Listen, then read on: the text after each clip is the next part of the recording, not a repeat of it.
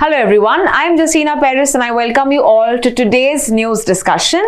आज हम देखेंगे articles from 16th July 2024.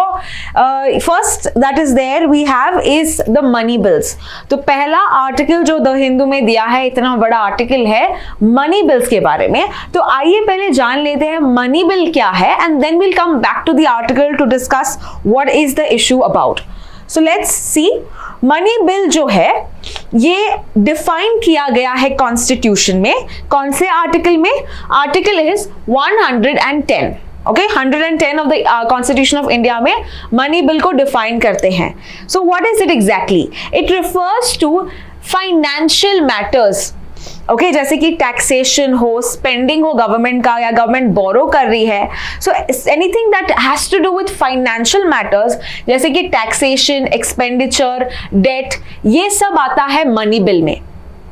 यहां पे आपको याद रखना है द अप्रोप्रिएशन. जब भी कोई गवर्नमेंट चाहती है फंड्स स्पेंड करना from the consolidated fund of India. हमको पता है 3 फंड्स होते हैं. एक है consolidated fund of India, right, दूसरा है public account of India, okay, and the third one is contingency fund of India.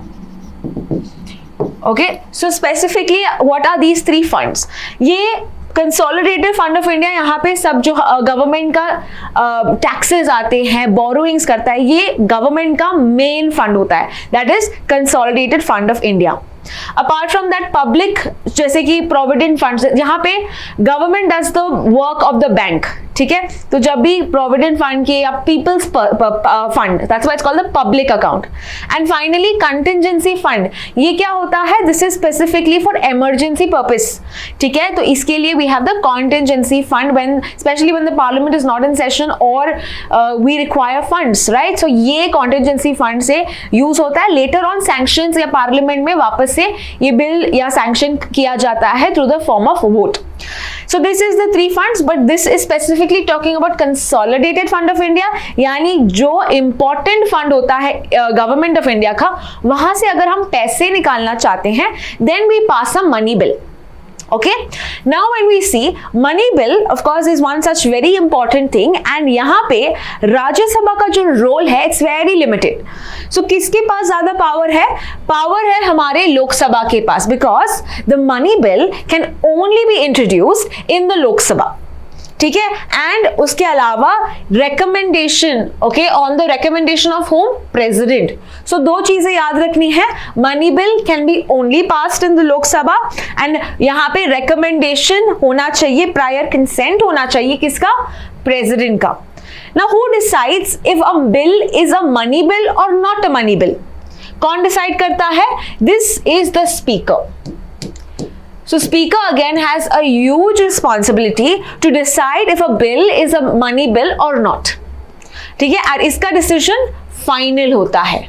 इनका डिसीजन फाइनल होता है. Who is the current speaker of the 18th Lok Sabha? That is Om Birla, right? So rating questions also is something that we can discuss. Okay, now coming back, ये bill को government bill discuss करते हैं या government bill भी कहते हैं. Why? Because ये minister ही introduce कर सकता है. Okay, so one the important thing, first is minister introduce करता है, इसीलिए हम इसको गवर्नमेंट कहते हैं. यानी कि कोई दूसरा person does not who is not a minister cannot introduce the bill. ठीक है, so private members cannot introduce the bill. ठीक है, अगर आप मिनिस्टर है तो ही इंट्रोड्यूस करो. और कहां पे इंट्रोड्यूस करना चाहिए? Only in the Lok Sabha. ठीक है, तो ये आपको कुछ पॉइंट्स याद रखने हैं specifically relating to the money bill. इसके अलावा हमने देखा राज्यसभा के पास बहुत ही लिमिटेड पावर्स है. कैसे लिमिटेड पावर्स है? वी फर्स्टली अंडरस्टूड कि ये सिर्फ लोकसभा में इंट्रोड्यूस हो सकता है. इसके बाद ये भी है कि ये जो राज्यसभा है सिर्फ रेकमेंड कर सकता है कि क्या होना चाहिए, क्या नहीं होना चाहिए. It cannot reject the money bill or it cannot amend the money bill. ठीक है, that is why we see that the Rajya Sabha has very limited powers with regard to the money bill. इसके अलावा जो मैं recommendations की बात कर रही हूँ, it has to give to the लोक सभा within a specific time period, और ये कितना टाइम पीरियड है? 14 दिन, यानी कि 2 हफ्ते मिलते हैं उनको to decide अगर उनको recommendation देना है. What happens अगर 14 दिन में उन्होंने recommendation नहीं दिया? If in 14 days they don't give a recommendation, the लोक सभा can mainly pass it as is. Okay और अगर उन्होंने रिकमेंडेशन दिया, is the Lok Sabha have to listen to the recommendations of the Rajya Sabha? The answer is no. So they can or they can not listen to the recommendation of the Rajya Sabha. इसीलिए हम कहते हैं राज्यसभा का जो रोल है with regard to the money bill, it is very limited. So let's come back to this article. Now let's understand कि what exactly is said in this particular news. तो यहाँ पे supreme court mainly is looking into the use of the money bill, because money bill कह के एक ordinary bill को कह के मनी बिल ये लोकसभा में पास किया जा रहा है. ठीक है, तो कैसे एग्जाम्पल्स अगर हम देखें, for example amendments to the PMLA, prevention of money laundering act, finance act of 2017, Aadhaar act of 2016, ये सब bills were considered as money bills and then passed. Okay, we know कि लोकसभा जो है it has the majority of the ruling government, ruling party का जो power है ये majority में है, so the bills are then passed easily. यहाँ पे राज्यसभा का पावर्स लिमिटेड है, therefore again we see that this is passed unanimously by the Lok Sabha. Okay, apart from that speaker has the final authority कि bill money bill है या नहीं bill है, right. So that is again legally that is binding, right. इनका final judgment होता है speaker का.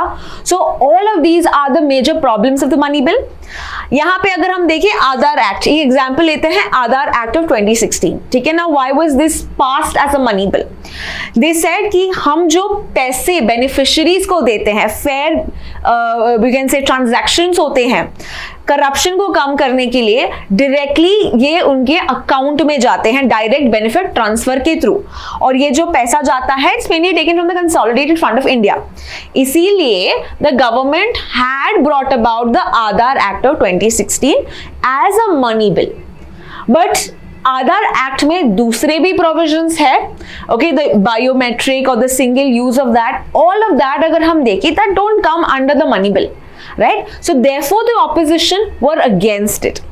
Similarly, Finance Act of 2017 की अगर हम बात करें, ठीक है, यहाँ पे भी बहुत सारा चीजें, बहुत सारे provisions were not related to the money bill. For example, new rules और appointment से related with regard to the National Green Tribunal, ये तो money bill से related नहीं था, but it was passed as a money bill because of the Financial Act. तो इससे क्या हो रहा है? The opposition is saying that the bill is not correctly termed as money bill, and then the power of the government is mainly taken and used because of the other provisions जैसे हमने देखा था for the money bill. So now the Supreme Court is going to check क्या हम violet कर रहे हैं, okay, और we are not using the power of Article 10 correctly, right? Are we circumventing the powers of the Rajya Sabha to pass the bill as a money bill? तो ये सब discuss करेगी हमारी supreme court. So that's all of the article. यहाँ पे जो static information आपको पता होना चाहिए, it is with regard to what is the money bill and the major provisions that we have discussed so far with regard to the money bill. So let's proceed to the next article, and this is with regard to the aviation sector. ठीक है, ये हमारे the Hindu में दिया था with regard to कि हमारा जो aviation sector है it is blooming, and यहाँ पे हमको बहुत सारे reforms लाने की आवश्यकता भी है. In fact, India is the world's fastest moving aviation system, या aviation sector है हमारा fastest growing है. एंड रिसेंटली और एक न्यूज है विद रिगार्ड टू एविएशन. तो पूरा आर्टिकल हम क्लब करके समझेंगे with regard to aviation. So first thing, कौन से रिफॉर्म्स गवर्नमेंट ने लाए हैं. हाल ही में हम देखें 2022 में Air India was mainly given, और the transfer of that happened to Tata sons, right, transfer of ownership किसको गया था, Tata sons. So public sector airline now is move to a private sector, right. Apart from that हम देखते हैं तो ये ऐसे सब चेंजेस हो रहे हैं एंड इसके लिए we have proper systems also in place for the aviation. For example अगर मैं कहूं कि कौन सी ministry looks after the aviation sector, what is it, it is the ministry of civil aviation. Okay, it's the Ministry of Civil Aviation that looks after the aviation sector. अगर policies या laws की बात करें, let's understand the first one is National Civil Aviation Policy. ये policy कब आई थी, 2016 में. So again it deals with everything related to the aviation sector. ठीक है, तो हमारा पॉलिसी है एंड ये policy also is given by the ministry of civil aviation. I told you that's the core ministry for the aviation sector. कौन से acts है हमारे, एक्ट्स है aircraft act of 1934 and aircraft rules 1937. ठीक है, तो ये पिछले रूल्स है, अभी पॉलिसीज भी आई है to govern the aviation sector. Apart from that we have the DGCA. What is the DGCA? It is the directorate general of civil aviation. ठीक है, ये एक स्टैट्यूटरी बॉडी है, स्टैट्यूटरी अथॉरिटी है और इसका काम क्या है, इसका काम है relating to safety, licensing, airworthiness. ठीक है, तो जो भी इश्यूज आते हैं सेफ्टी से रिलेटेड, लाइसेंसेस अगर चाहिए, कोई नई एयरक्राफ्ट आ रही है तो ये सब ज्यादा है किसके पास, the directorate general of civil aviation. Then we have a separate authority for air traffic management that is called as the Airports Authority of India.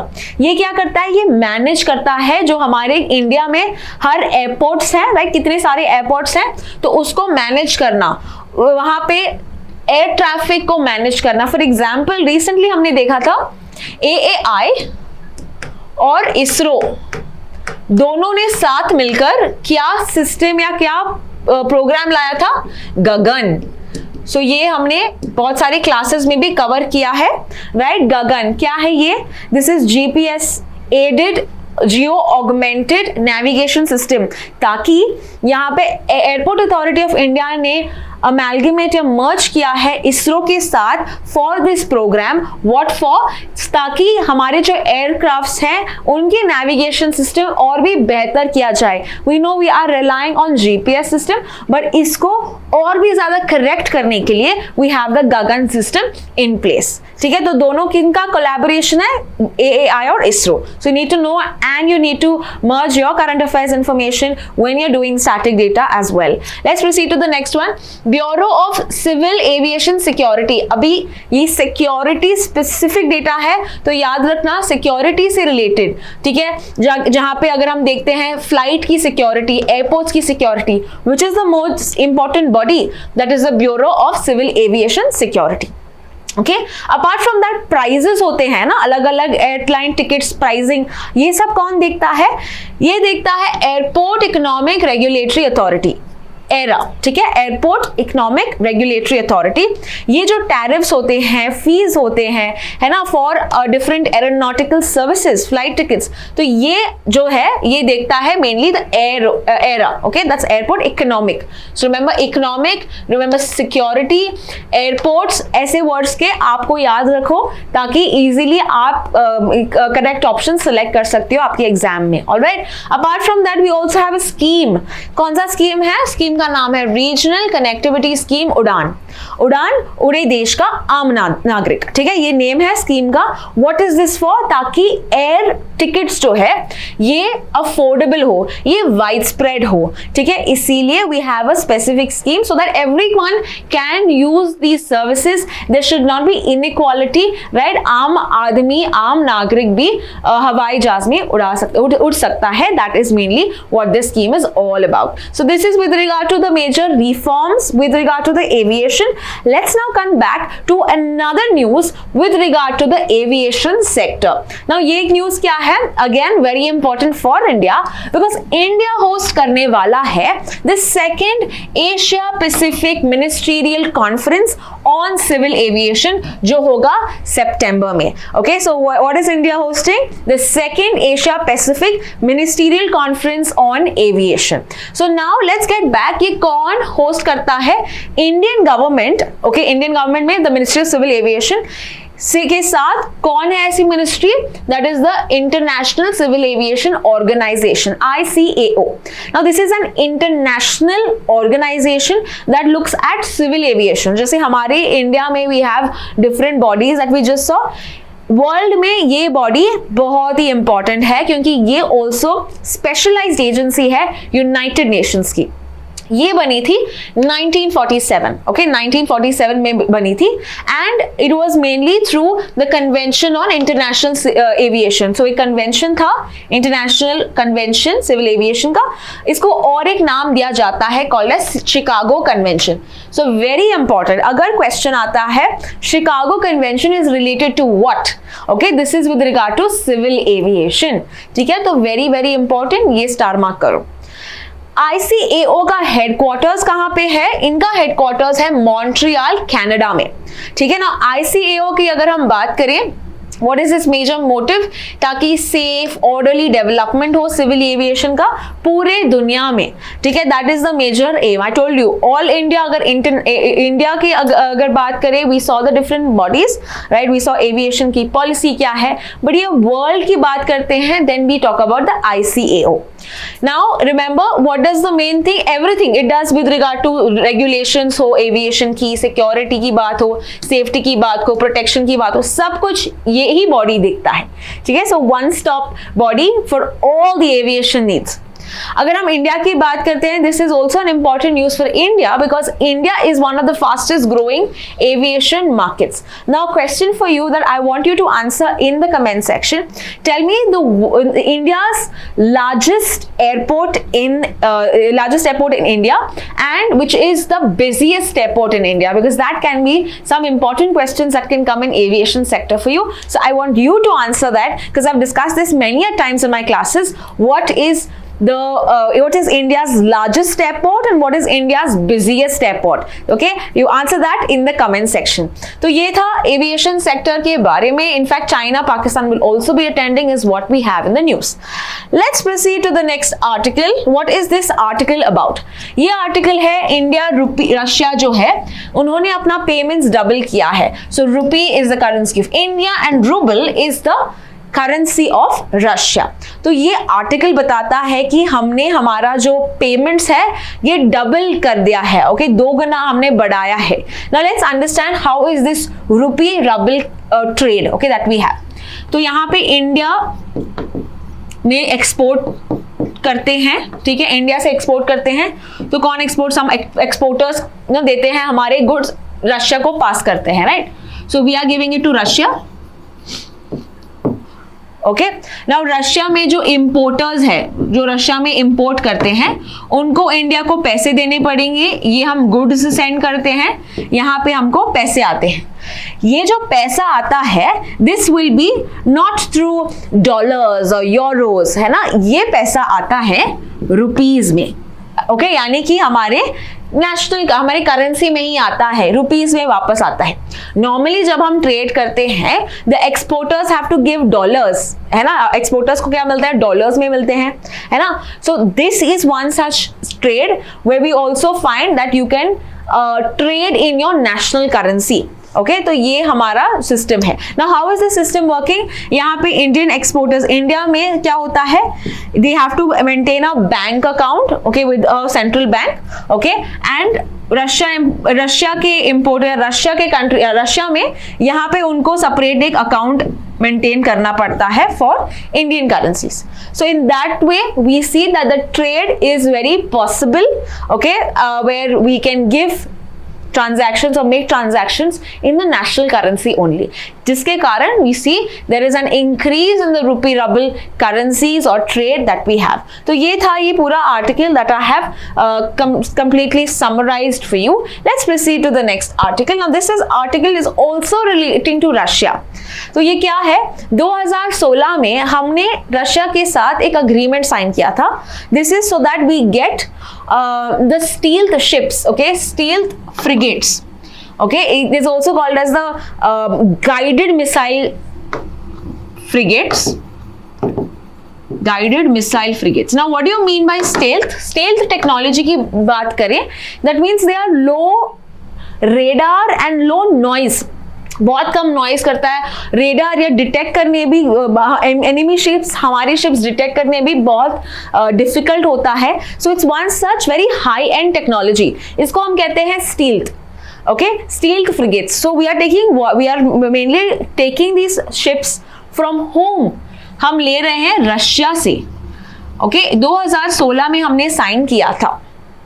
So यहाँ पे हम देखते हैं ये डिले हुआ था बहुत चीज़ों के कारण. फॉर एग्जाम्पल कोविड-19 या वॉर हुआ था यूक्रेन में, with regard to even sanctions पड़े थे रशिया पे. तो इसके कारण we see that we could not completely finish the trade या finish और डिलीवरी, है ना. तो अभी हम देखते हैं रशिया हमको डिलीवर करेगा सितंबर में. ठीक है, 2 शिप्स हमने लिए हैं, एक है तुशील एंड दूसरा है तमाल. तमाल जो है लेटर आएगा, 2025 में डिलीवर होगा. ये वाला अभी डिलीवर होगा 2024 सितंबर में. Okay, Tushil is a Sanskrit word, protector shield. Okay, Sanskrit word यानी कि प्रोटेक्टेड शील्ड. सो ये INS तलवार के थ्रू आएगा. Okay, this will be added through INS Talwar. So that is where we also see increase in the trade. In fact, Russia is one such very important country for India when it comes to defense exports. We also know SIPRI report के through कि Russia जो है is India's topmost country for importing these defense equipments. है ना, Russia top में है. We also have France and USA, but Russia is the topmost, and India of course is the topmost importer of these defense weapons around the world. Okay, तो India highest defense equipments लेता है.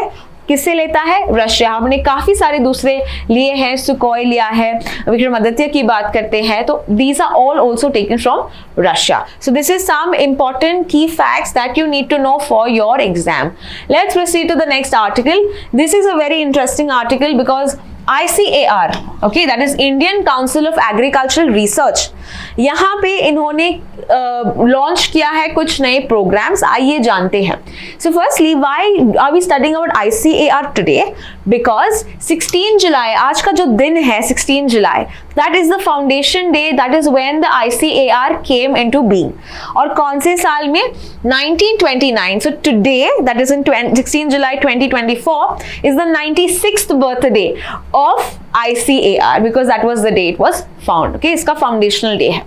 Now यहाँ पे it was brought about or it came through or it became a registered society under the Societies Registration Act of 1860. ये कौन से department में आता है? It is an autonomous organization under the Department of Agriculture, Research and Education, DARE. कौन सी ministry? Agriculture है, तो इजी है याद रखने के लिए. Ministry of agriculture, farmers welfare. ठीक है, इनका हेडक्वार्टर्स है न्यू दिल्ली में. और इनका जो मेजर एम है, okay, what is the major aim? ताकि वो कोऑर्डिनेट करे, गाइड करे, मैनेज करे मेनली रिसर्च एंड एजुकेशन. किस फील्ड में? एग्रीकल्चर के फील्ड में. When you talk about agriculture, it also contains horticulture, fisheries and animal sciences, animal husbandry. ये सब आता है ICAR के through. Okay, so Indian council of agriculture research is a very important body. Specifically अगर हम कहें, it also ushered in the green revolution.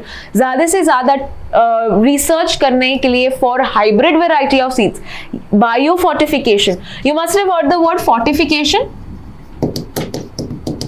Fortification क्या है? फोर्टिफिकेशन इज बेसिकली हमारा जो प्रोसेसिंग स्टेजेस में न्यूट्रिएंट लेवल अगर खाने का बढ़ाते हैं, इसको हम फोर्टिफिकेशन कहते हैं. But if I add the word bio,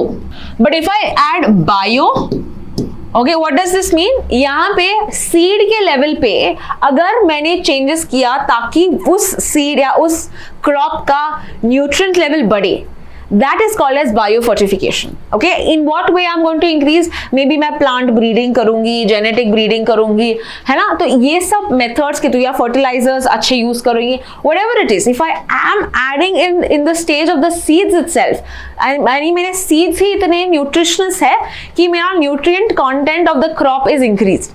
That is called as biofortification. Normal fortification can be mainly done in the processing stages, ahead stages of the food. ठीक है. नाउ आपने कॉमन एग्जाम्पल सुना होगा golden rice. Right. Golden rice की अगर हम बात करते हैं, इसमें क्या होता है, राइस में विटामिन ए की मात्रा ज्यादा होती है, राइट, विटामिन ए की मात्रा ज्यादा होती है, so that means our crops are now nutrient rich. So these are the important things when you talk about fortification, biofortification, और ये रिसर्च जो करता है that is our ICAR। Okay, now what is this talking about? ICAR ने release किया है 323 new varieties of 56 crops. Okay, crops 56 है, उनके अलग अलग वैरायटीज किए हैं, डेवलप किए हैं, is what this article is telling us about. Apart from that, आज के दिन 16 जुलाई को गवर्नमेंट या मिनिस्ट्री ऑफ एग्रीकल्चर अलग अलग प्रोग्राम्स भी लॉन्च कर रही है ICAR के थ्रू। सो ICAR लॉन्च कर रही है one scientist one product. Okay, one scientist one product. Now what is the aim of this program? The program aim करता है कि रिसर्च increase हो in the field of agriculture and animal husbandry। ठीक है, we are increasing the amount of research। So one scientist one program is basically telling us कि हम ज्यादा अभी रिसर्च करेंगे प्रोडक्ट्स के थ्रू, और इस टाइम डुप्लीकेशन नहीं होगा, बिकॉज एक साइंटिस्ट एक प्रोडक्ट पे ज्यादा रिसर्च करेगा। ओके, इससे क्या होगा, हमारा रिसर्च स्ट्रेंथ भी बढ़ेगा और यहाँ पे डुप्लिसिटी ऑफ वर्क भी नहीं होगी। सो that is the one science one product that has been started from today onwards। This had been given out or inaugurated, अगर हम कहें, एग्रीकल्चर मिनिस्टर ने, who is शिवराज सिंह चौहान। पर ये लॉन्च कौन सी एजेंसी ने किया है?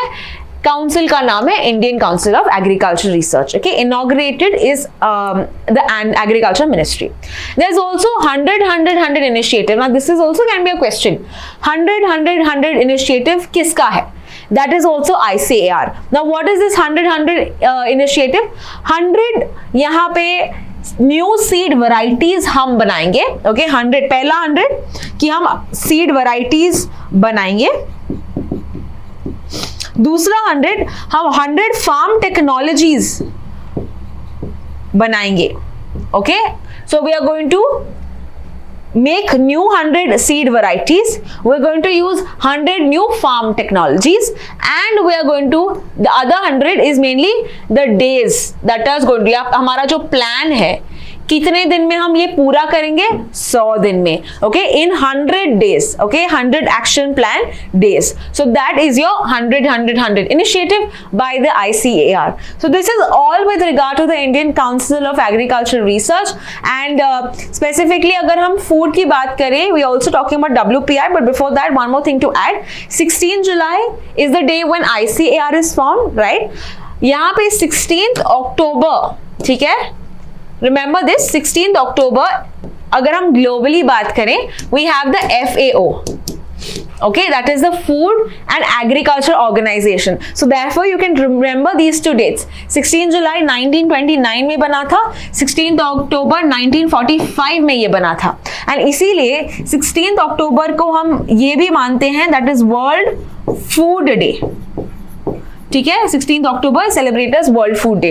So remember these important facts when you are preparing for your exam। Now let's move to the next article। Now this is the last article of the day, which we're talking about the food। we're talking about inflation। okay, यानी कि wholesale price inflation। ये कहता है कि हम 16th month high food inflation यानी wholesale price inflation पे पहुंच गए हैं। Now as an article, of course, this does not have much importance, but यहाँ पे questions कैसे आ सकते हैं with regard to WPI। okay, बाकी के facts of course important नहीं है, because ये जो data है ये monthly देता है, तो क्या आप monthly हर महीने का देखोगे? The answer is no। so therefore यहाँ पे आपको याद रखना है कि WPI क्या होता है। okay, we understand कि wholesale जो ये जो inflation है, WPI जो है, it is of course increased, it's 16-month high, but what is the WPI? now this is called as the wholesale price index। okay, WPI का full form क्या है? the wholesale price index।